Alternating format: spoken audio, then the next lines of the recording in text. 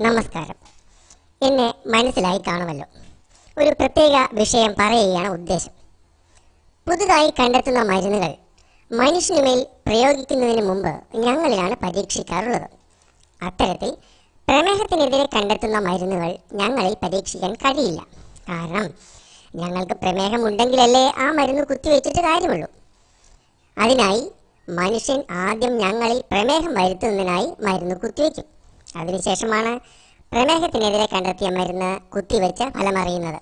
അങ്ങനെ ഞങ്ങളിൽ പ്രമേഹം ഉണ്ടാക്കാനായി ഉപയോഗിക്കുന്ന ഒരു രാസവസ്തുവാണ് അലോക്സൻ. ഈ വിഷം കേരളീയർ നിത്യം അകത്താക്കുന്നു എന്ന് കേൾക്കുമ്പോൾ എന്തു തോന്നുന്നു? അതെ, നമ്മുടെ സംസ്ഥാന ഭക്ഷണമായി തീർന്ന പൊറോട്ട എന്ന വസ്തുവാണ് നമുക്ക് ഭീഷണിയായിട്ടുള്ളത്. ഹോട്ടലിൽ കയറിയാൽ കുട്ടികൾക്ക് അതുമാത്രം മതി എന്ന സ്ഥിതിയാണ്. കണക്കുകൾ നോക്കുമ്പോൾ ഇന്ന് ഏറ്റവും കൂടുതൽ പ്രമേഹ രോഗികളുള്ളത് കേരളത്തിലാണ്. ഈ പൊറോട്ട അഡിക്ഷനും പ്രമേഹവും തമ്മിൽ എന്തെങ്കിലും ബന്ധമുണ്ടോ എന്ന് നോക്കാം. പൊറോട്ട ഉണ്ടാക്കുന്നത് മൈദ കൊണ്ടാണല്ലോ. എന്താണ് ഈ മൈദ? ഗോതമ്പിൽ നിന്നും റവ, ആട്ട എന്നിവയെല്ലാം എടുത്തു കഴിഞ്ഞ് കിട്ടുന്ന വെറും വേസ്റ്റാണ് മൈദ.